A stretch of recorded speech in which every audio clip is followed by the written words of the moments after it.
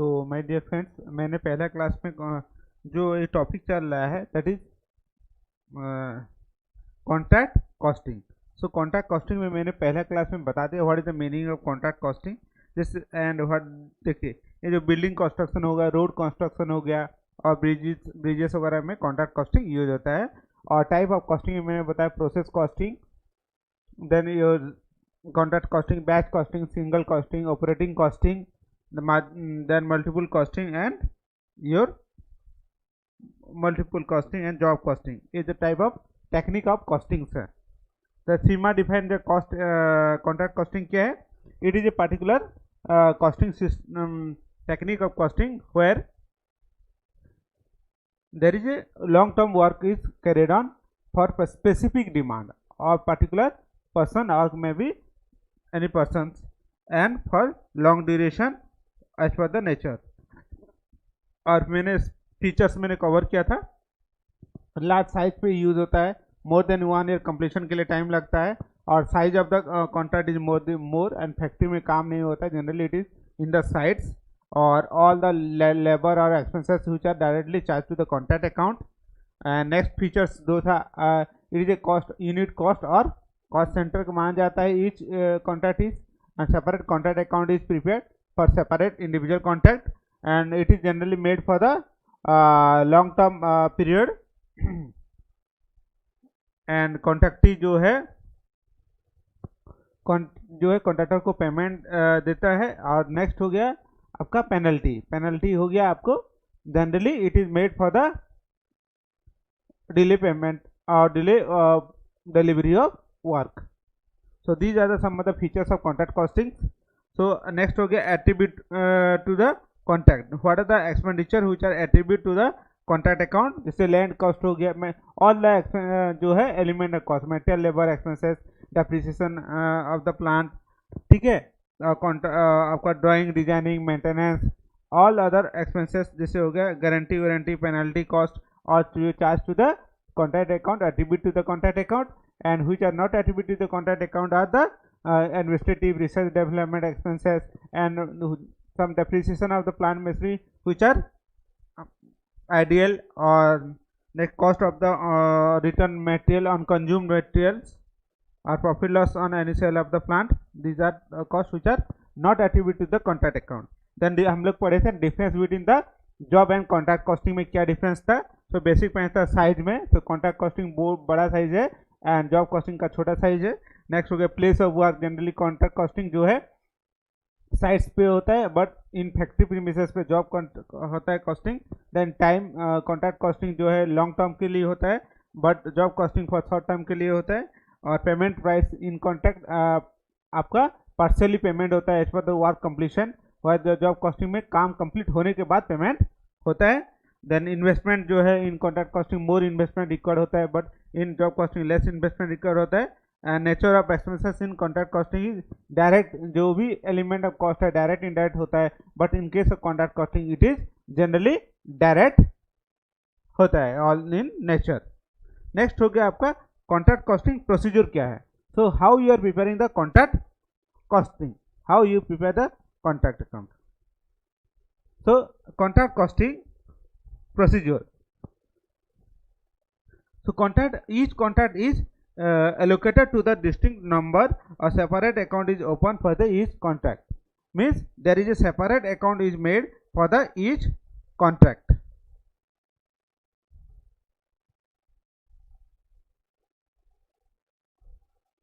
Means separate accountant is for each contract.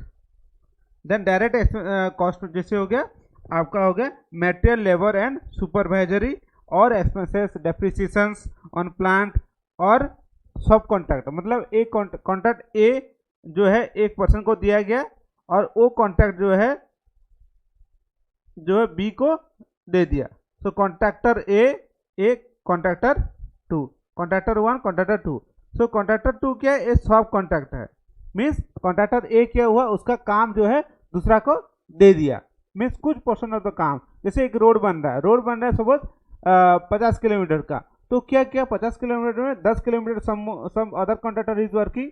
So main contractor क्या है, उसका काम को दूसरा कॉन्ट्रैक्टर को देता है, दैट इज कॉल्ड सब contract. So all the cost are to be debited in the contract account. Then indirect cost जिसे हो गया overhead which are tend to the small in relation to the cost, means indirect cost means which are not direct cost, that are indirect cost. And transfer of material or plant, when material or plant or other item is transferred from the contract to the contract account is credited by the amount. अगर कोई particular one contract से कोई भी अगर material transfer हो रहा है दूसरा कॉन्ट्रैक्ट में, तो पर्टिकुलर कॉन्ट्रैक्ट अकाउंट में जो है उसमें क्रेडिट होना है. सपोज दो कॉन्ट्रैक्ट है, contract a contract B.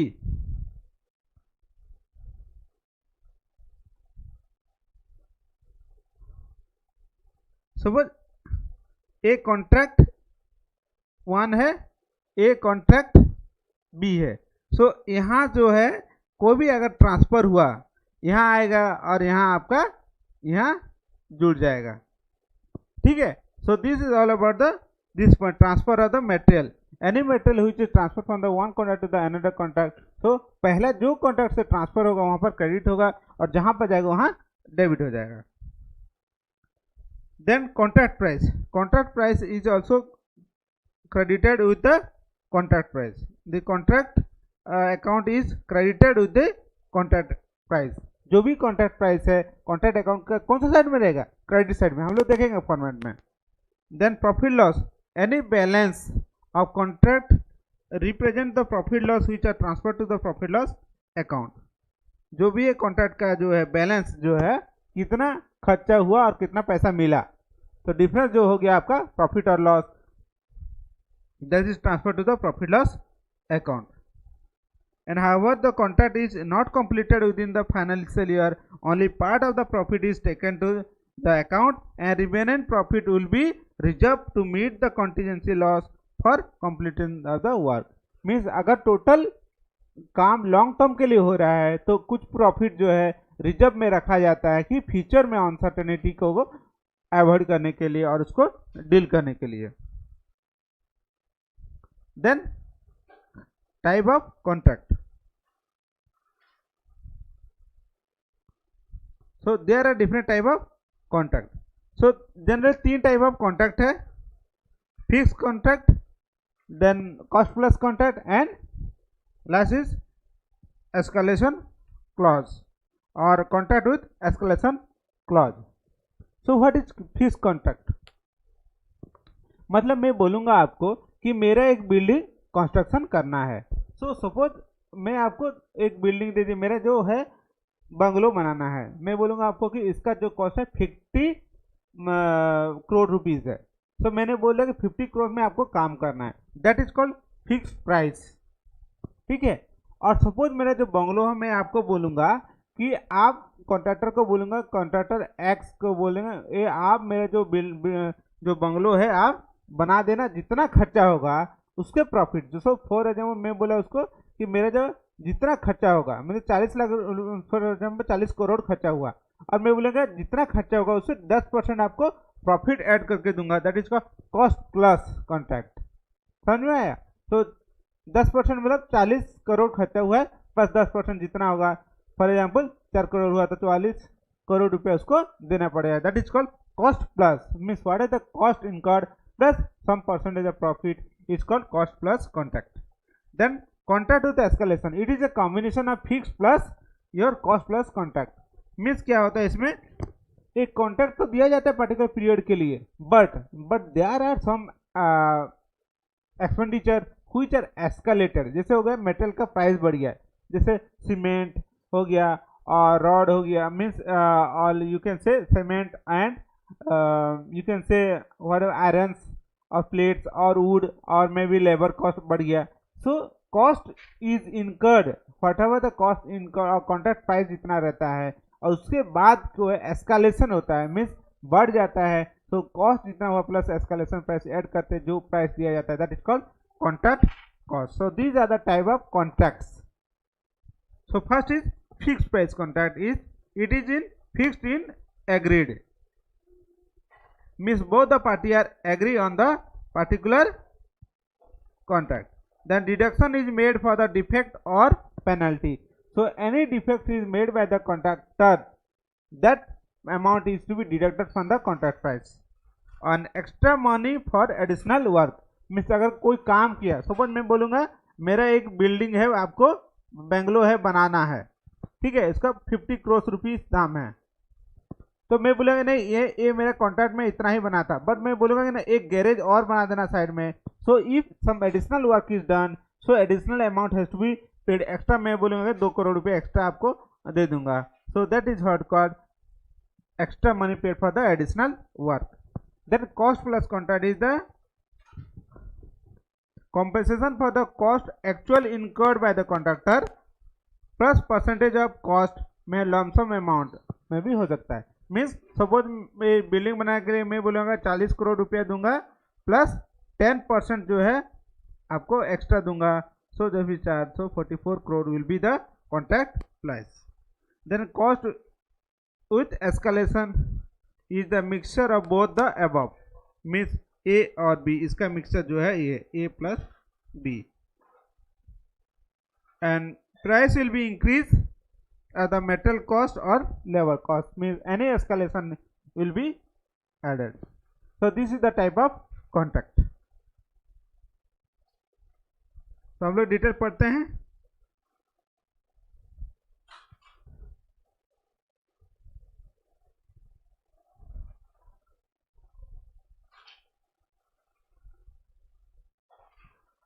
Fixed contract price means type of contract. इसी contract is executed with a fixed price which is agreed by the contractor or contractee is called fixed price. Mean particular fix price में ये contract हो जाता है, that is called fix price. And fix price contract is plus escalation और de-escalation clause. Means fix price तो रहता ही है, प्लस एस्केलेशन और डी एस्केलेशन होता है. Means any changes in the any factor of production और के मटेरियल और लेबर में अगर कोई चेंजेस हुआ तो एडिशनल पैसा देना पड़ता है कॉन्ट्रैक्टी को, कॉन्ट्रैक्टर को, for safeguard of the interest of the contractor. Next हो गया cost plus contract. It is a contract price which is determined by the adding the certain percentage of profit on the cost of known as cost plus. मैंने आपको जो बताया था, cost plus price is adopted overcome the problem of fixing the contract price clause, nature of the contract, duration of completion और uncertainty of the material, change in the price और new technology. Means generally cost plus contract उसी में use होता है जहां पर कि change हो जाता है. Means generally the price of the product is changing और टेक्नोलॉजी चेंज हो जाएगा और कोई पर्टिकुलरली अनसर्टेनिटी होगा. सो इन दैट केस ये यूज होता है. Next type of contract is mostly follow by the government. Means cost plus contract generally government undertaking में फॉलो होता है और व्हीकल, रोड, ब्रिज कंस्ट्रक्शन में यूज होता है. नेक्स्ट हो गया, this is the type of, देखिए 3 में बिल्डिंग में आपको दिखा रहा हूं. So in this building you can say how much work is completed. Means 3 building में आप बोल सकते हैं कौन सा कितना काम कंप्लीटेड है, बोल सकते हैं क्या? सो जनरली ये लेमैन इसको नहीं बोल सकता है. सो दैट सर्वेयर और the architecture is appointed for certification of the work, कितना कंप्लीशन हुआ है. सो work certified and work uncertified, जो बहुत ही इंपॉर्टेंट है कॉन्ट्रैक्ट कॉस्टिंग में. So what is work certified? Work certified मतलब होता है means the work certificate is the portion of the work completed on which certificate or value of architecture or surveyor is giving. Payment is made on the basis of work certified. Means जितना काम complete हो चुका है उतना का certification देता है. कौन देता है? द सर्वेयर और द आर्किटेक्चर उसको देता है. That is called work certified. And work on certified मतलब क्या हुआ गया, काम कंप्लीट तो हो गया है बट उसमें क्या सर्टिफिकेट जो है कि सर्वेयर और the architect is not giving. So uncertified work is the part of the work completed and has not been certified or approved by the contractee or architecture or surveyor. Means on certified work मतलब हो गया जो कि काम complete तो हो चुका है बट उसमें कॉन्ट्रैक्टर जो है कॉन्ट्रैक्टी और सर्वेयर और you can say the architecture is not given his certificate, that is called on certified work and there is no role of work on certified in the payment. So generally क्या होता है, एक contract होता है ना, so on the basis of work certified payment होता है. Payment is made on the basis of work certified. If work is not certified then the payment has to be made on the basis of work certified, not on the basis of on work on certified. Treatment क्या हुआ, working project account debited to contractee account, contract account. So working project हो गया, it is neither the finish product not the raw material, that is working progress. एक जो होता है क्या, for example एक चीज बना रहे हो तो ये रॉ मेटेरियल होता है, मेरा ये प्रोसेस होता है, उसके बाद फिनिश गुड निकलता है. सो वर्किंग प्रोग्रेस में it is neither the raw material not the finish good. So in between that is working progress. So working progress debited to the working progress account debited to contract account. तो ये हो गया work certified. So work certified is the portion of work completed on which certificate is given by the architecture और surveyor. और on certified means was completed, काम खत्म हो गया होगा बट सर्टिफिकेट नहीं देगा, वो ऑन सर्टिफाइड है. ठीक है.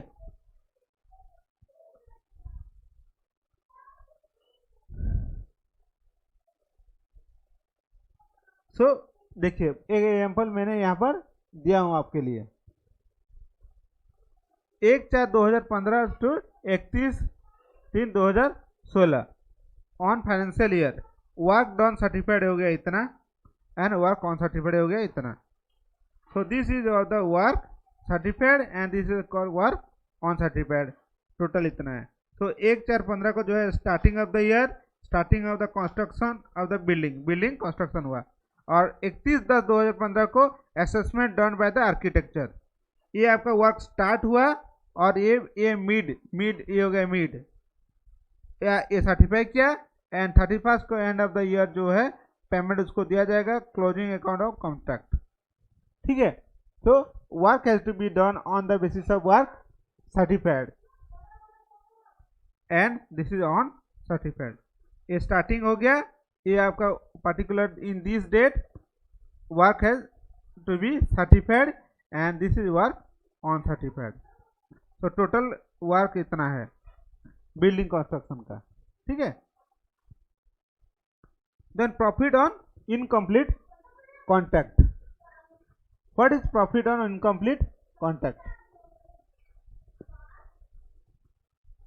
सो प्रॉफिट ऑन इनकम्प्लीट कॉन्ट्रैक्ट मतलब क्या है, काम चल रहा है, काम कंप्लीट नहीं हुआ, that is called profit on incomplete contract. तो what is profit? Profit means cost minus your selling price minus your cost is profit और लॉस. सो हम क्या करते हैं, अभी प्रॉफिट निकालेंगे फॉर इनकम्प्लीट कॉन्ट्रैक्ट, मीन्स जो काम खत्म नहीं हुआ है, वर्किंग प्रोग्रेस है, उसका हम लोग प्रॉफिट कैसे निकालेंगे. There is a two aspect for the profit competition. First is competition notional profit और estimated profit. Second completion of portion of the profit to be transfer to the profit loss account. Means जो काम complete हो चुका है उसमें तो कोई दिक्कत नहीं है, बट जो काम कंप्लीट नहीं हुआ उसमें दिक्कत है. तो हम लोग दो चीज निकालते हैं, एंड नोशनल प्रॉफिट निकालते हैं and profit transfer to the profit loss account, और एस्टिमेटेड प्रॉफिट निकालते हैं and profit transfer to the profit loss account. तो पहला हो गया नोशनल प्रॉफिट. कैसे निकालते हैं? The difference between the work certified and the value of work not certified is called notional profit. तो कैसे निकलेगा? Value of work certified blade cost of work not certified yet to certified, it is yet to certified. वो कर देंगे तो total आपका जितना आएगा less work cost of work till date कर देंगे, तो आपको निकल जाएगा नोशनल प्रॉफिट। ठीक है, मतलब समझिए बात को। इसको देखिए, नोशनल प्रॉफिट मतलब क्या हुआ, काम आप जो वैल्यू ऑफ वर्क सर्टिफाइड, कितना वर्क सर्टिफाइड हुआ है, और प्लस कर दें कितना work yet to be certified, means certificate हुआ नहीं है, सर्टिफिकेशन होना है, और दोनों को ऐड कर दीजिएगा, जितना होगा उससे आप जितना कॉस्ट टू डेट, मीन्स आप जितना डेट जो दिन तक का जो कॉस्ट खर्चा किए हैं उतना माइनस कर दीजिएगा, so that will be your national profit, that will be your national profit। then estimated profit कैसे निकलेगा, it is a excess of contract price over the estimated total cost is known as estimated profit, means excess of contract price over the estimated total cost, means आपका contract price suppose 10 lakh का था, आप estimate कितना कर रहे हो, सो this is the contract price suppose हो गया 15 लाख का है, देखिए contract price, and total cost already incurred, कितना ऑलरेडी खर्चा किए हो 11 लाख रुपया, तो टोटल आपका जो माइनस कर दीजिएगा, so that will be 4 lakh rupees आपका हो गया, less estimated additional cost required to be complete the work, जो एक्स्ट्रा आप फिर कितना खर्चा करने वाले हो उसको आप माइनस कर दोगे, सो that will be your estimated profit. तो इसको आप देख लीजिएगा, ये बहुत इंपॉर्टेंट है, एग्जाम में आता है। सो नोशनल प्रॉफिट मतलब समझे difference between the working progress, ये हो गया work in progress notional minus value of work not certified, work not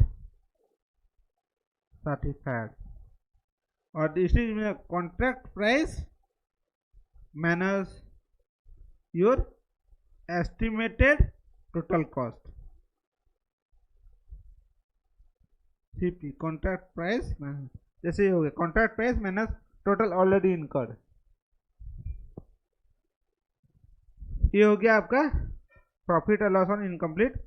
then what is earnest money, earnest money क्या होता है, जनरली एक कॉन्ट्रैक्ट तो कंप्लीट हो जाता है, कंप्लीट होने के बाद कॉन्ट्रैक्टर को क्या पैसा तो देना पड़ता है बाय द कॉन्ट्रैक्टी, बट कुछ पैसा जो है कॉन्ट्रैक्टर को पैसा कॉन्ट्रैक्टर काट के देता है, मतलब 10 लाख सपोज 10 करोड़ का काम है, 10 करोड़ में 10% हो गया अर्नेस्ट मनी, मतलब security is on kind of security is given back by the contractee, because जैसे हो गया कि वो वारंटी, जैसे वारंटी सिक्योरिटी होता है कि में भी होता है कि अगर काम में डिफेक्ट हो, मतलब 10 साल का गारंटी दिया है काम में, एक रोड का बोला है कि 10 साल आपको उसमें कॉन्ट्रैक्ट कर लिया, बोले 10 साल का गारंटी है, अगर गारंटी में अगर वो कुछ खराब होता है इसके लिए वो क्या कुछ पैसा कीप बैक करके रखते हैं, that is called retention money. पढ़ते हैं क्या है, the contractor does not receive the full payment of the work certified by the surveyor, जितना वर्क सर्टिफाइड किया बाय द सर्वेयर उतना पैसा नहीं मिलता है, but contractee retained some amount after some time when earn, that is not no default in the creditor by the contractor, this retention money is called retention money। so retention में value of work certified minus payment actually made, means जितना value of work certified हुआ minus payment कितना actually made हुआ, that is called retention money. So for example 100 crore का contract था, ठीक है, उसमें से जो वर्क सर्टिफाइड हो गया आपका 90 करोड़ और पेमेंट मेड हो गया 80 करोड़, सो जो डिफरेंस हो गया 10 करोड़ हो गया, that will B retention money. ठीक है, so this is all about the retention money. Next हम लोग पढ़ेंगे सिंपल कॉन्ट्रैक्ट अकाउंट का जो है फॉर्मेट हम लोग पढ़ेंगे। सो देखिए फॉर्मेट बहुत बढ़िया से बनाया है मैंने टी फॉर्म में। So particular of material cost incurred,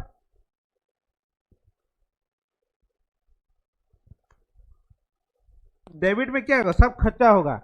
so material purchase, material receive from the stores, material from other contract और वेजेस और indirect expenses, plant machinery incurred, actual, ये हो गया आपका टोटल ये हो गया, this is the expenses in the contract account.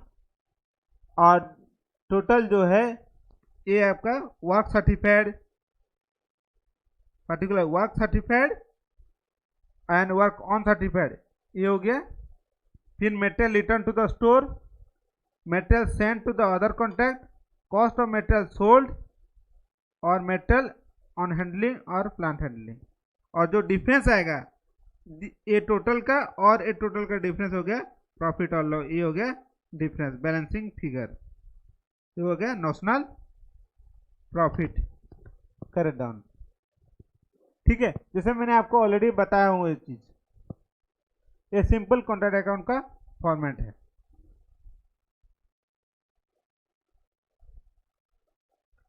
Next, profit distribution to the complete contract honour. तो प्रॉफिट दो होता है आपका कंप्लीट कॉन्ट्रैक्ट में, क्या है, if profit transfer to the credit side of profit loss account, if loss profit होगा तो transfer to credit side of profit loss account, if loss transfer to the debit side of profit loss account.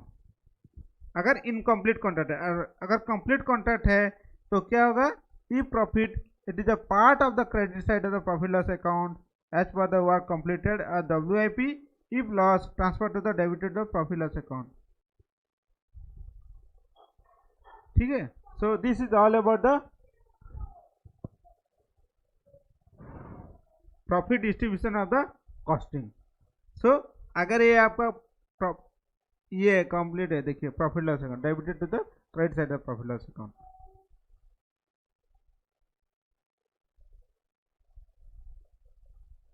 और ये हो गया profit on incomplete contract. बहुत important है profit on incomplete contract. Percentage of completion मतलब कैसे निकला लेंगे, टोटल वर्क सर्टिफाइड कितना हुआ है, वर्क सर्टिफाइड कितना है, और divided by total contract price is known as work completion. Means work कितना सर्टिफाइड हुआ बाय द सर्वेयर और द इंजीनियर्स, और डिवाइडेड कॉन्ट्रैक्ट प्राइस कितना है, दैट इज वर्क कंप्लीशन। और परसेंटेज ऑफ वर्क कंप्लीशन, मतलब 3 वर्क कंप्लीटेड, 3 जो है स्टेज है, इनिशियल स्टेज और work done but not substantially और सब्सटेंशियली वर्क डन, ये 3 चीज है।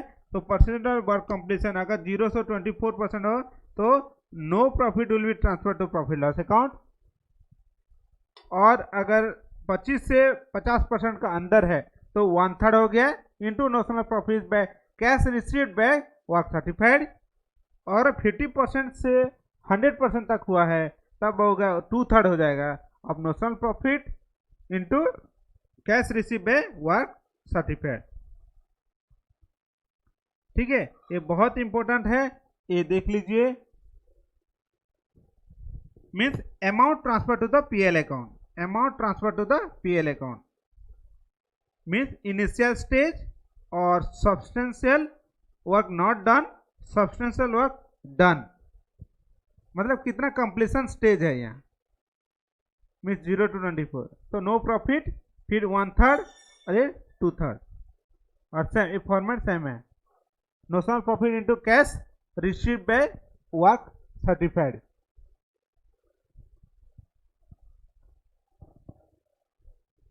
ठीक है, ये याद रखिएगा माय डियर फ्रेंड्स, ये बहुत इंपॉर्टेंट है। देन ये simple balance sheet format for the contract account, जैसे वर्क, जैसे ये बैलेंस शीट है, ये लेफ्ट साइड में क्या होता है, लायबिलिटी होता है, एंड राइट साइड में क्या होता है आपका, राइट साइड में आपका एसेट होता है।